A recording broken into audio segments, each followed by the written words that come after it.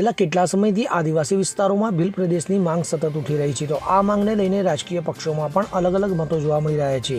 ત્યારે દાહોદ જિલ્લાના લીમખેડા તાલુકાના ભગવાન બિરસા મુંડાની પ્રતિમાના અનાવરણ સમારોહમાં ભીલ પ્રદેશની માંગને લઈને ભાજપામાં બે મત જોવા મળી રહ્યા છે. સાંસદ જસવંતસિંહ ભાભોર અને ધારાસભ્ય શૈલેષ ભાભોર દ્વારા કરવામાં આવેલી પ્રતિમાના અનાવરણ દરમિયાન સર્કલની દિવાલ ઉપર ભીલ પ્રદેશ અને મને ભીલ પ્રદેશ ગમે છે લખેલું જોવા મળ્યું, જેના કારણે રાજકીય ચર્ચાઓએ જોર પકડ્યું છે. તો એક તરફ ભાજપના મંત્રીઓ ખાસ કરીને પંચમહાલમાં આયોજિત એક કાર્યક્રમમાં મંત્રી કુંબેર ડિંડોરે ભીલ પ્રદેશની માંગનો ઉગ્ર વિરોધ કર્યો અને તેની સામે શાબ્દિક પ્રહારો કર્યા હતા. તો બીજી તરફ ભાજપાના સાંસદ જસવંતસિંહ ભાભોરની હાજરીમાં ભીલ પ્રદેશ લખેલી દિવાલથી એવું પ્રતીત થાય છે કે તેઓ આ માંગને સમર્થન આપી રહ્યા છે. તો આ ઘટનાએ ભાજપની અંતર્ગત વિરોધાભાસી સ્થિતિને ઉજાગર કરી છે. તો મળતી માહિતી મુજબ અનાવરણ બાદ આમ આદમી પાર્ટી અને આદિવાસી સમુદાયના કેટલાક જૂથોએ સાંસદ અને ધારાસભ્ય નામની તકતીનો વિરોધ કર્યો હતો. તેમનું કહેવું છે કે આ પ્રકારના લખાણો રાજકીય ઉદ્દેશો સાથે લખવામાં આવ્યા છે, જે આદિવાસી સમાજની લાગણીઓનો દુરુપયોગ કરી શકે છે.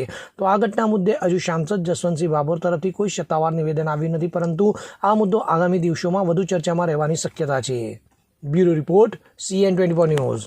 હવે જુઓ દેશ દુનિયાની તમામ ખબરો તમારી આંગળીના ટેરવે. ઉઠાવો મોબાઈલ અને Google Play Store પરથી ડાઉનલોડ કરો અમારી CN24 ન્યૂઝ મોબાઈલ એપ.